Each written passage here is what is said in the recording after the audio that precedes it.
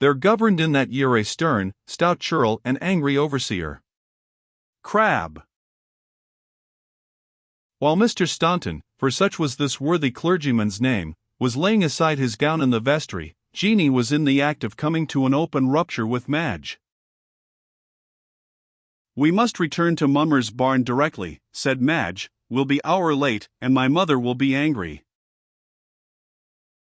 "I am not going back with you, Madge," said Jeanie, taking out a guinea, and offering it to her. "I am much obliged to you, but I'm on gang my ain road." "And me coming at this way out o' my gate to pleasure you, ye ungrateful cuddy," answered Madge, "and me to be brained by my mother when I gang hame, and for your sake, but I will gar ye as good." "For God's sake," said Jeanie to a man who stood beside them, "keep her off, she is mad."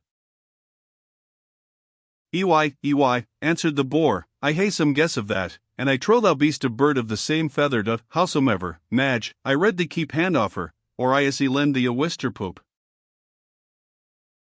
Several of the lower class of the parishioners now gathered round the strangers, and the cry arose among the boys that there was going to be a fight between Mad Madge Murdochson and another Bess of Bedlam. But while the fry assembled with the humane hope of seeing as much of the fun as possible, the laced cocked hat of the beadle was discerned among the multitude, and all made way for that person of awful authority. His first address was to Madge.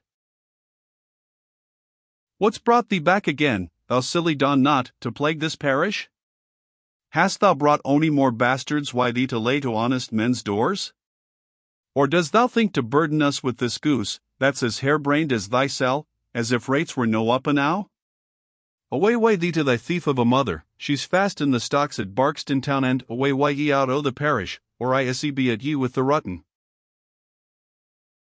Madge stood sulky for a minute, but she had been too often taught submission to the beadle's authority by ungentle means to feel courage enough to dispute it. "And my mother, my poor old mother, is in the stocks at Barkston, this is a year white, Miss Jeanie Deans, but I'll be upsides why you, as sure as my name's Madge Wildfire, I mean Murdochson, God help me, I forget my very name in this confused waste." So saying, she turned upon her heel, and went off, followed by all the mischievous imps of the village, some crying, "Madge, canst thou tell thy name yet?" some pulling the skirts of her dress, and all, to the best of their strength and ingenuity, exercising some new device or other to exasperate her into frenzy. Jeanie saw her departure with infinite delight, though she wished that, in some way or other, she could have requited the service Madge had conferred upon her. In the meantime, she applied to the beadle to know whether there was any house in the village where she could be civilly entertained for her money, and whether she could be permitted to speak to the clergyman. "Aye, we see how reverend care on thee, and I think," answered the man of constituted authority, "that, unless thou answer the rector all the better, we see spare thy money, and gie thee lodging at the parish charge, young woman." "Where am I to go then?" said Jeanie, in some alarm. "Why, I am to take thee to his reverence, in the first place, to gie an account o' thysel, and to see thou comena to be a burden upon the parish." "I do not wish to burden anyone," replied Jeanie. "I have enough for my own wants, and only wish to get on my journey safely." "Why, that's another matter," replied the beadle, "and if it be true, and I think thou dost not look so porumptuous as thy playfellow yonder, thou wouldst be a metal lass enow, and thou wert snog and snot a bid better. Come thou away, then, the rector is a good man." "Is that the minister," said Jeanie, "who preached?" "The minister? Lord help thee! What kind of Presbyterian art thou? Why, 'tis the rector's cell, woman, and there isna the like o' him in the county, nor the four next to it. Come away with thee, we maun abide here." "I am sure I am very willing to go to see the minister," said Jeanie, "for though he read his discourse, and wore that surplice, as they call it here, I canna but think he must be a very worthy God-fearing man, to preach the root of the matter in the way he did." The disappointed rabble, finding that there was like to be no farther sport, had by this time dispersed, and Jeanie, with her usual patience, followed her consequential and surly, but not brutal, conductor towards the rectory. This clerical mansion was large and commodious, for the living was an excellent one, and the advowson belonged to a very wealthy family in the neighborhood, who had usually bred up a son or nephew to the church for the sake of inducting him, as opportunity offered, into this very comfortable provision. In this manner the rectory of Willingham had always been considered as a direct and immediate uppunnage of Willingham Hall, and as the rich baronets to whom the latter belonged had usually a son, or brother, or nephew, settled in the living, the utmost care had been taken to render their habitation not merely respectable and commodious, but even dignified and imposing. It was situated about 400 yards from the village, and on a rising ground which sloped gently upward, covered with small enclosures, or closes, laid out irregularly, so that the old oaks and elms, which were planted in hedgerows, fell into perspective, and were blended together in beautiful irregularity. When they approached nearer to the house, a handsome gateway admitted them into a lawn, of narrow dimensions indeed, but which was interspersed with large sweet chestnut trees and beeches, and kept in handsome order. The front of the house was irregular. Part of it seemed very old, and had, in fact, been the residence of the incumbent in Romish times. Successive occupants had made considerable additions and improvements, each in the taste of his own age, and without much regard to symmetry. But these incongruities of architecture were so graduated and happily mingled, that the eye, far from being displeased with the combinations of various styles, saw nothing but what was interesting in the varied and intricate pile which they displayed. Fruit trees displayed on the southern wall, outer staircases, various places of entrance, a combination of roofs and chimneys of different ages, united to render the front, not indeed beautiful or grand, but intricate, perplexed, or, to use Mr. Price's appropriate phrase, picturesque. The most considerable addition was that of the present rector, who, being a bookish man, as the beadle was at the pains to inform Jeanie, to augment, perhaps, her reverence for the person before whom she was to appear, had built a handsome library and parlor, and no less than 2 additional bedrooms. Mony men would hae scrupled such expense, continued the parochial officer, seeing as the living mun go as it pleases Sir Edmund to will it, but his reverence has a canny bit land of his own, and need not look on 2 sides of a penny. Jeanie could not help comparing the irregular yet extensive and commodious pile of building before her to the manses in her own country, where a set of penurious heritors, professing all the while the devotion of their lives and fortunes to the Presbyterian establishment, strain their inventions to discover what may be nipped, and clipped, and pared from a building which forms but a poor accommodation even for the present incumbent, and, despite the superior advantage of stone masonry, must, in the course of 40 or 50 years, again burden their descendants with an expense, which, once liberally and handsomely employed, ought to have freed their estates from a recurrence of it for more than a century at least. Behind the rector's house the ground sloped down to a small river, which, without possessing the romantic vivacity and rapidity of a northern stream, was, nevertheless, by its occasional appearance through the ranges of willows and poplars that crowned its banks, a very pleasing accompaniment to the landscape. It was the best truding stream, said the beadle, whom the patience of Jeanie, and especially the assurance that she was not about to become a burden to the parish, had rendered rather communicative, the best truding stream in all Lincolnshire, for when you got lower, there was not to be done why fly fishing. Turning aside from the principal entrance, he conducted Jeanie towards a sort of portal connected with the older part of the building, which was chiefly occupied by servants, and knocking at the door, it was opened by a servant in grave purple livery, such as befitted a wealthy and dignified clergyman. "How dost do, Tummas?" said the beadle, "and how's young Meester Staunton?" "Why, but poorly, Meester Stubbs. Are you wanting to see his reverence?" "Aye, Tummas, pleased to say I ha' brought up the young woman as came to service today with Mad Madge Murdochson seems to be a decentish kind o' body, but I ha' asked her never a question. Only I can tell his reverence that she is a Scotchwoman, I judge, and as flat as the fens of Holland." Tummas honoured Jeanie Deans with such a stare, as the pampered domestics of the rich, whether spiritual or temporal, usually esteem it part of their privilege to bestow upon the poor, and then desired Mr. Stubbs and his charge to step until he informed his master of their presence.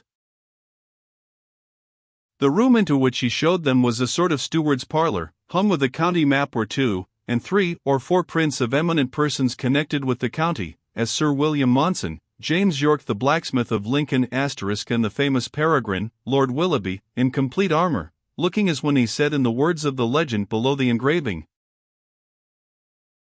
Author of the Union of Honour, a treatise on English heraldry. London, 1641. Stand to it, noble pikemen, and face ye well about, and shoot ye sharp, bold bowmen, and we will keep them out. Ye musket and caliver men, do you prove true to me, I'll be the foremost man in fight, said brave Lord Willoughby. A summit to eat and drink.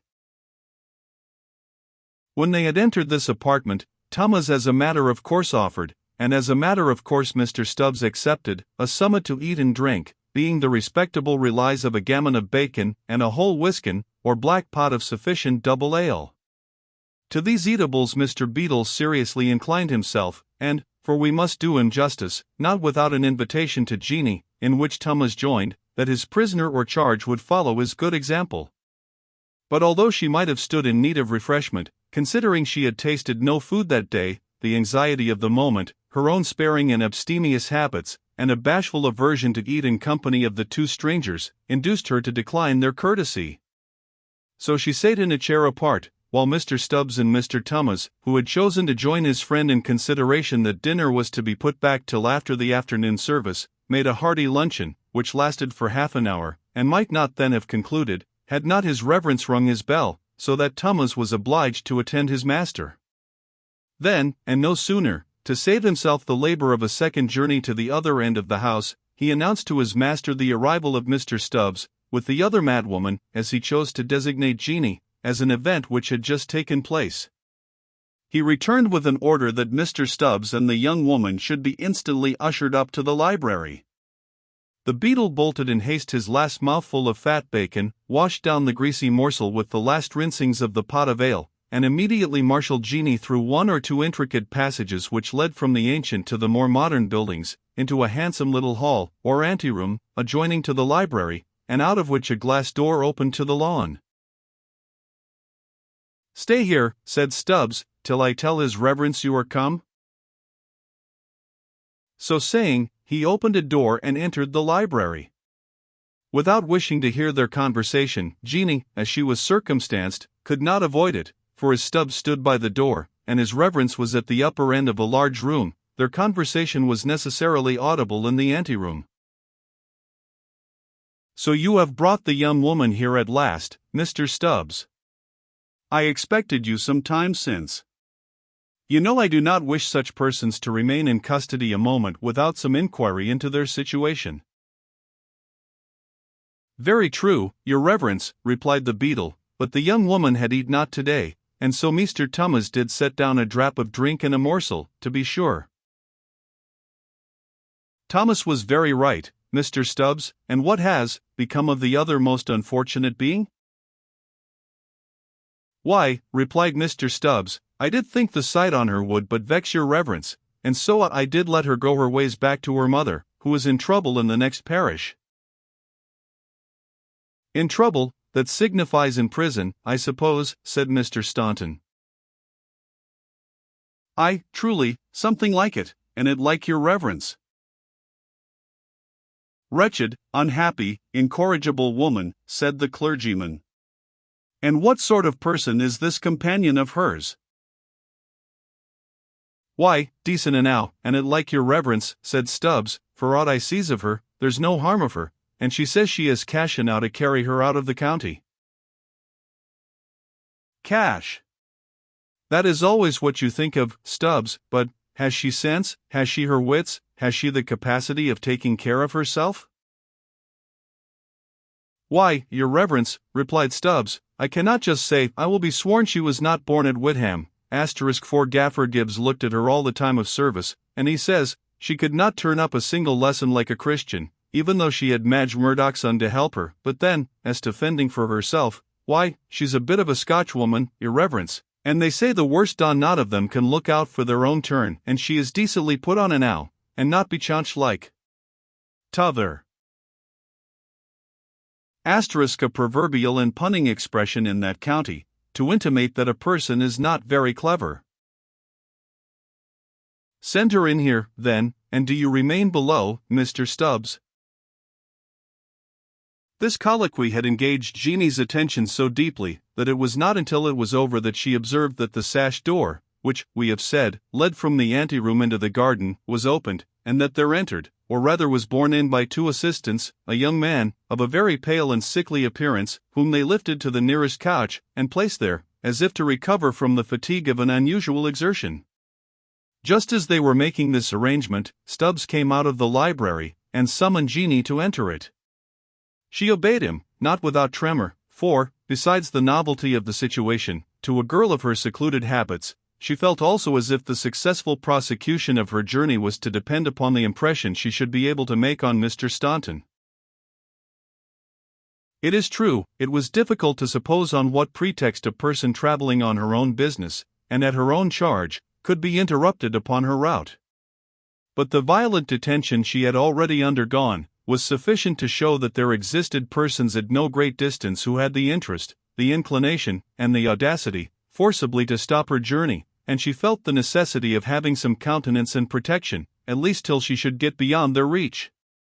While these things passed through her mind, much faster than our pen and ink can record, or even the reader's eye collect the meaning of its traces, Jeannie found herself in a handsome library, and in presence of the rector of Willingham.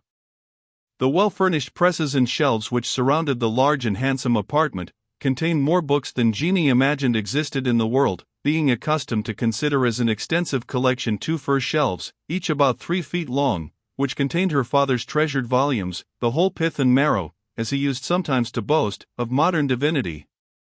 An orrery, globes, a telescope, and some other scientific implements, conveyed to Jeannie an impression of admiration and wonder, not unmixed with fear, for, in her ignorant apprehension, they seemed rather adapted for magical purposes than any other, and a few stuffed animals, as the rector was fond of natural history, added to the impressive character of the apartment. Mr. Staunton spoke to her with great mildness.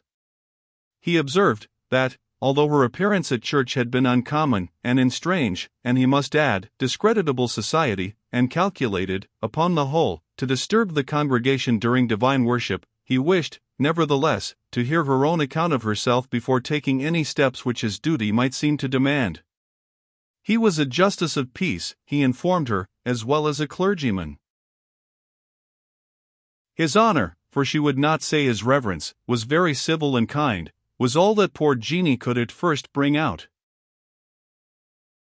"Who are you, young woman?" said the clergyman, more peremptorily, "and what do you do in this country, and in such company? We allow no strollers or vagrants here."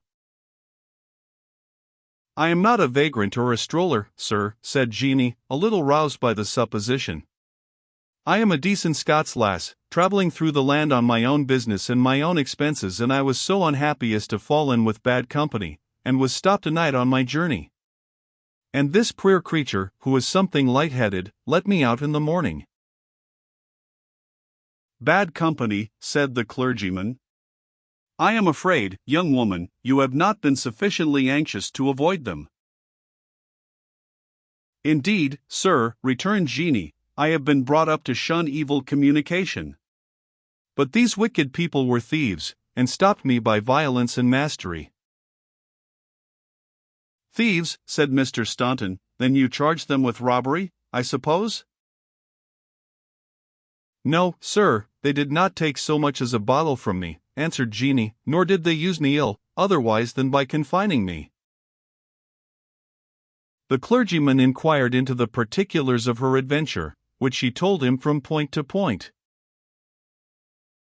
"This is an extraordinary, and not a very probable tale, young woman," resumed Mr. Staunton. "Here has been, according to your account, a great violence committed without any adequate motive. Are you aware of the law of this country, that if you lodge this charge, you will be bound over to prosecute this gang?" Jeannie did not understand him, and he explained that the English law, in addition to the inconvenience sustained by persons who have been robbed or injured, has the goodness to entrust to them the care and the expense of appearing as prosecutors. Jeannie said that her business at London was express. All she wanted was that any gentleman would, out of Christian charity, protect her to some town where she could hire horses and a guide, and finally, she thought, it would be her father's mind that she was not free to give testimony in an English court of justice, as the land was not under a direct gospel dispensation. Mr. Staunton stared a little, and asked if her father was a Quaker. God forbid, sir, said Jeanie, he is nasismatic nor sectary, nor ever treated for sick black commodities as theirs, and that's will ken o' him. And what is his name, pray, said Mr. Staunton.